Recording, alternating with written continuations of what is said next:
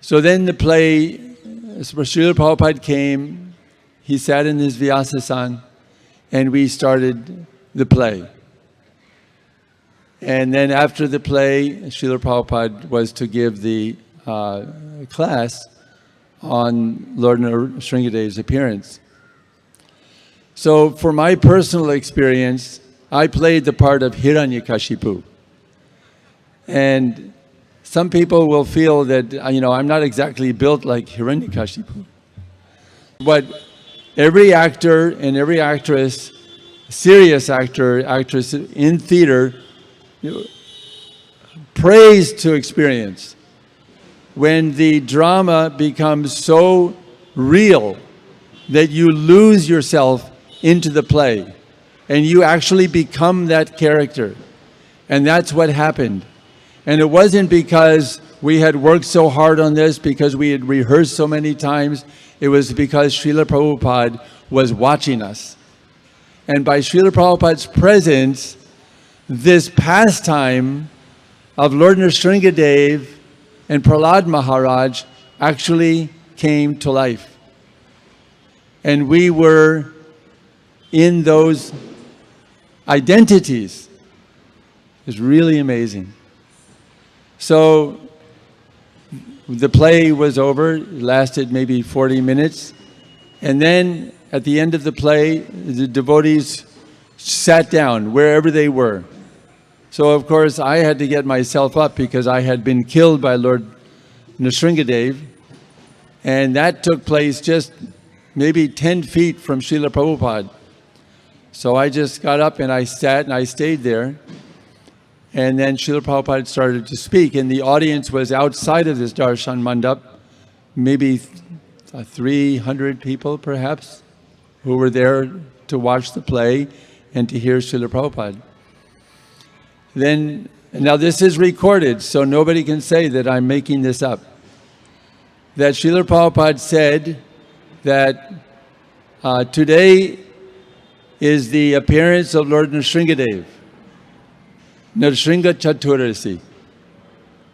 And Prabhupada said that I am so pleased that these boys have made in such a short time such a nice play.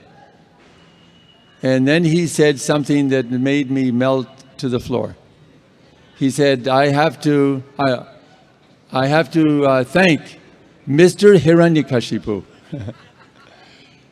He said, Mr. Hiranyakashipu has played his part very nicely.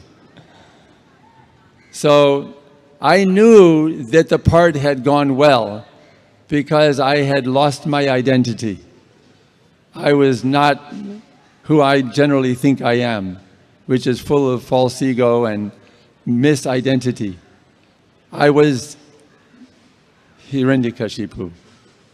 So that was a highlight for me, to be able to do a very intensive service for your spiritual master in the presence of your spiritual master and get this feedback from your spiritual master that he's pleased. I felt that this was the perfection of my life.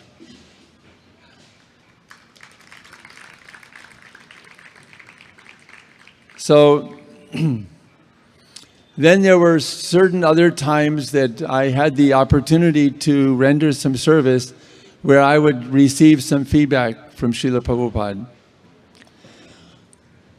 After spending 2 years in the kitchen, I will say literally, from 7 in the morning till 7 at night, 7 days a week, for 2 years, I was in the kitchen, in the hut, preparing the offerings. And in the beginning, it was myself and one devotee who unfortunately is not with us. He has departed from the world, but his name was Vamana Das. His initiated name was Vamana Das. Wonderful, sweet devotee. He had one leg removed at the knee, so he was always on a crutch, but he spent a lot of time in the kitchen assisting. So during those times, I never got a chance really to go out of the compound. And then after that, I became Pujari. And during those years, I had very little time to go out. So as time went on, I was hankering to get out and do some preaching. So Krishna provided the opportunity, especially during the time that we had Pujari work, that many more devotees had come and were here living at Hare Krishna land. And there were some very, very capable devotees, especially the Matajis who were doing the Pujari service. And we're going to have later this afternoon a panel talk of many of these Pujaris. So then I had a chance to go out. So I was a combination of Pujari work and going out and preaching, doing life membership. So one day there was the opportunity to create a perfect marriage between my Pujari service and life membership service. And that was when I had just completed doing the Rajbhog offering and Arti and had put the deities to rest. And I came out of the temple and I saw parked here in the parking area was a very fancy car, something that you rarely saw back in those days. It was a Ford Fairlane convertible, bright red with the fins coming out, like 1955 or 56. It's a classic American car. But nobody was in it. It was a convertible. The top was down, and nobody was around who owned the car. So I made some inquiry, and I found out from one of the local residents that that car belongs to Premnath, a famous movie actor who was renowned for playing the villain roles in the movies. So I thought, well, where is he? And so this resident happened to know that down the street on Jutara Road lived his sister. So she surmised that he came to visit his sister and parked the car here by the temple, knowing that the car would be safe while he's in his sister's house, much more safe than out on the street. So I thought, okay, so I knew that he would be coming back, and I'll try and catch him when he comes back. So the whole period of the resting of the deities came and went. He still hadn't come back, and then I had to go back into the temple for making the offering of the afternoon fruit offering, waking the deities and making their fruit offering. So then I came out of the temple, and I had assembled a collection of books and a flower garland, Mahaprasadam, gifts from the temple to offer to Premnath whenever he came back. I would try to catch him before he got in his car and went away. So I was just sitting nearby, chanting japa and keeping an eye on the entrance. And then I saw him come in, but he didn't come into his car. He went directly into the temple for the darshan. So then I went to the side of the temple and waited for him to come out. And as soon as he came out, I greeted him, welcomed him, and I offered him these gifts from the Hare Krishna land. And he was very appreciative, and I asked him that if it would be possible, I would love to come sometime and meet him personally and tell him about Srila Prabhupada and about Srila Prabhupada's Hare Krishna movement. And he said, I would love to do that. Here, take my card and give me a call and we'll fix up a time. So I waited for a few days, and then I called him up and I got him on the phone, and he said, well, next Friday I'm going to be at the Mehboob studio, which apparently is no more, but it was in Andheri. It was one of the busiest film studios at the time, 1974. So at the appointed time, I went there. I informed the guard that I had come to see Premnath. He sent someone to confirm that. Premnath sent out his servant and led me into the dressing room where Premnath was. So I spent about half an hour speaking with him, and he was very, very receptive. And then the messenger came to tell him that it was time for shooting. So Premnath said, "Come with me." So I followed him and we went into the studio. He called for someone to put a chair next to the camera. And he said, "You sit here, you can watch. And then afterwards we'll go back to the dressing room and continue our conversation." So I did that and went back to the dressing room after the shooting. And this went on like 3 times. He had to go back and forth between the dressing room and the shooting. And then the day was ended. So I had been there by that time for maybe 4 hours. And it was time for him to go home after all the shootings. So he invited me to come to his house. So we got in his car, but this was a different car. This one was a Lincoln Continental convertible. So Premnath and I sat in the back seat, and his driver and servant sat in the front, and the roof was down, and we drove through Mumbai. And at every street light, the car would be surrounded by more than 100, 200 people. Everyone, wanting to have a glimpse of Premnath. So eventually we got to his house, and we spent some time there, and he became a life member.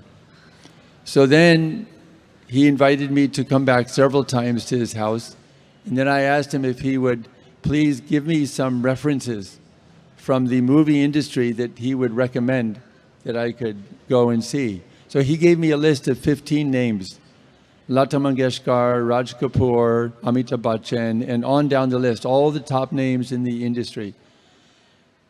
So I spent the next year just working the studios, practically living in the studios, going from one to another, and I would get introductions. So everyone on that list, except for one, became a life member. And each of them would introduce me to others. So one very important contact I made from this list was Raj Kapoor. And I had an appointment to see him. And I went and we met for a half an hour. I gave him a set of books. I had no intention to say anything about life membership. But I had one life membership form in my little briefcase. I gave him everything that I had in the case except for the life membership form. And he was very gracious and happy. Then it was time for me to go. But he noticed that there was a paper in my briefcase, and he said, "What is that?" And I said, "Oh, this is a life membership form, and I would love to talk to you about that another time when I could meet you again." He said, "No, leave it with me." So I took it out of the case, left it with him, and then I left.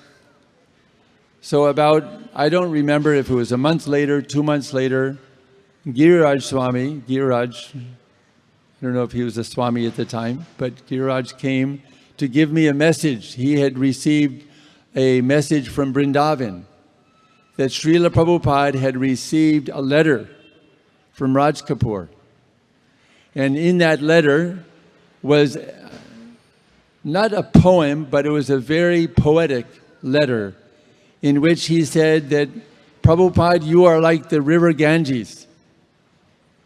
You are spreading the teachings of Bhagavad Gita all over the world, just as the Ganges spreads her waters all over the universe." And enclosed in that envelope was that life membership form and a check for life membership. So the message came back to me that Srila Prabhupada was so happy because Raj Kapoor had become a life member. So it was a confirmation of what I suspected, that Srila Prabhupada really wanted us to reach out to the influential people. And Shamsundar Prabhu, who's not here, I think, he knows. Is he here? Oh, Haribol. So he knows the potency of capturing the mind and heart of someone who has great influence on others. So I also became very, very close with Lata Mangeshkar. I used to go and regularly visit. I had no idea that she had any contact with devotees before I first met her. And when I first went into her apartment and sat down with her, the first thing that she said to me was, "Do you know Shyam Sundar?"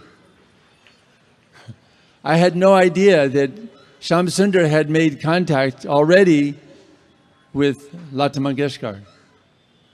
So I was fortunate to be able to meet her on many occasions. I invited her to come to the temple, but she said to me, "I would like to come to the temple, but you know, wherever these people go, they have so many people surrounding them."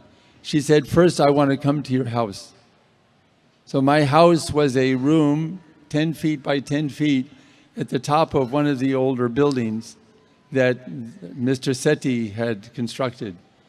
But anyway, she came and she stayed for about 2 hours, and we had a wonderful opportunity to share with her.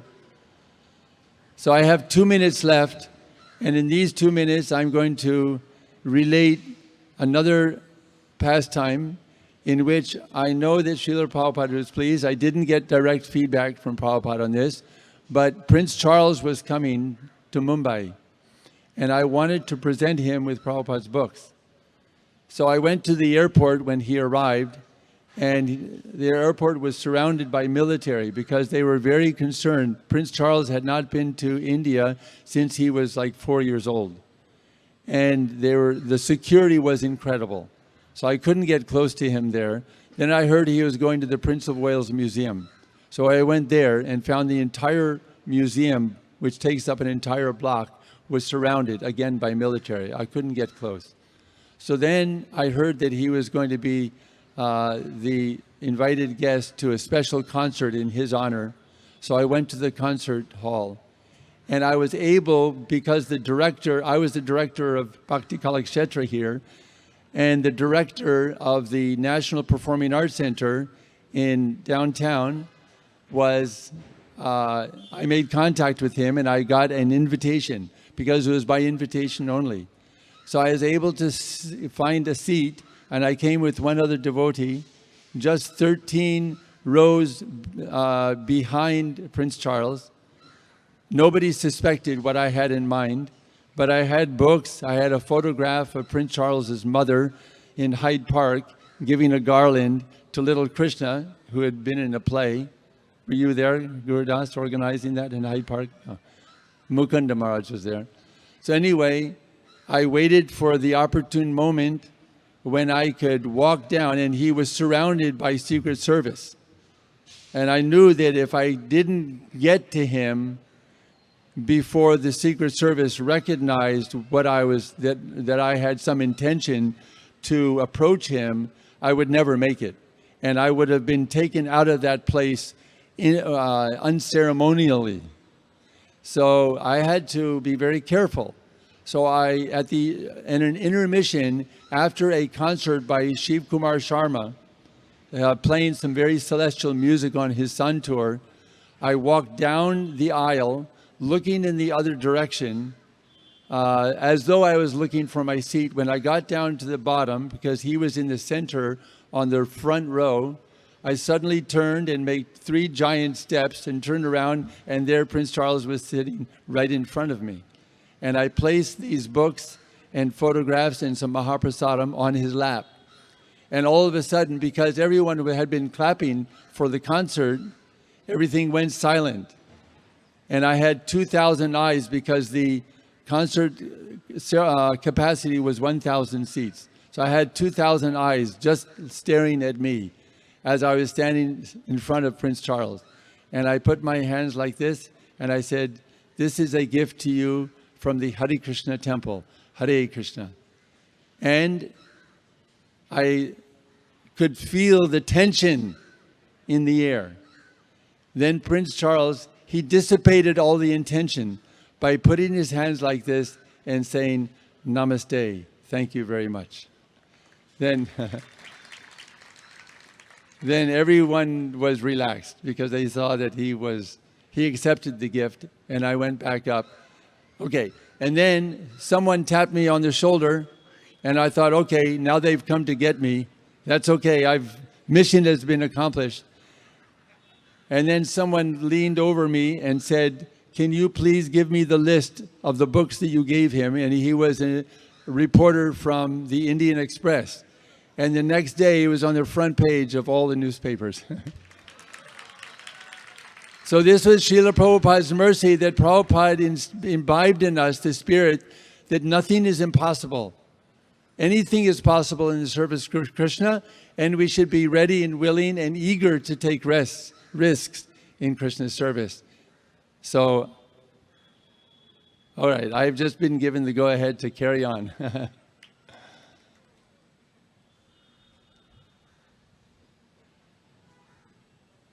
And I thought I was about to be punished for going over.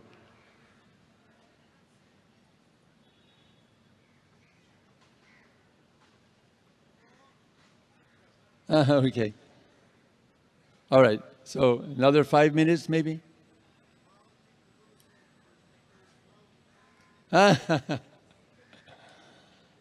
Okay, so let me think. What else I shall tell. So we also did we did various plays. Janmashtami play we did for Srila Prabhupada. And so also I had the wonderful opportunity, because I had all these contacts in Bollywood, that after those contacts were made, we continued to do dramas, but I had the resources of Bollywood. So when we decided to do the play for Govardhan Hill, I got the set designers from the movie industry to come and build the hill and to paint it with temples, with cows, with rivers. And they did it as a service. We never paid anybody in those days, ever, not a single paisa. They all engaged in devotional service. So I also got access to the audio archives of the movie industry so that I could get the sound effects for the Govardhan Puja drama. And so we put on this play with the help of the movie industry. We had a pulley system to pull up the hill, and the cable was concealed. And we actually did this in the construction site, because as the construction was going on, all these different platforms were being created for the dramas. Even the altar area became a stage for several dramas. I mean, when we had Janmashtami one year, the year before the opening, the stage became, the altar became the platform for all of the presentations, and the audience were in the area which is now, the darshan area and the courtyard. So we could get a couple of thousand people to sit in there.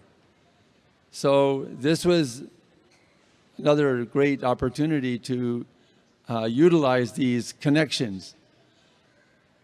So the point is that everything that we do in Krishna's service is going to provide us with more and more opportunities for more and more service. That's the nature of devotional service. And the goal of life is to be so absorbed in devotional service that we don't think about anything else. So we see that Srila Prabhupada gave the example. He came to America with nothing but his wish to satisfy his spiritual master and to satisfy Krishna. And from that desire came one opportunity after another, after another, after another. And everything just snowballed. And we see now more than 800 temples around the world. So many restaurants, so many farms, so many schools, so many devotees, thousands and thousands and thousands of devotees, all from Srila Prabhupada's determination to satisfy his spiritual master. We can be with Srila Prabhupada every day of the week and every day of our life if we can capture this mood that Srila Prabhupada carried with him every single day from the time of his meeting of his spiritual master. How can I serve my spiritual master, and how can I please him? And the opportunities will come to us. Our only business in life is to pray for this desire to become more and more and more intense, because that will lead us into more and more absorption in our service. It doesn't matter if your service is washing pots, cleaning the floor, if you're a new bhakta who's only been here for 1 week.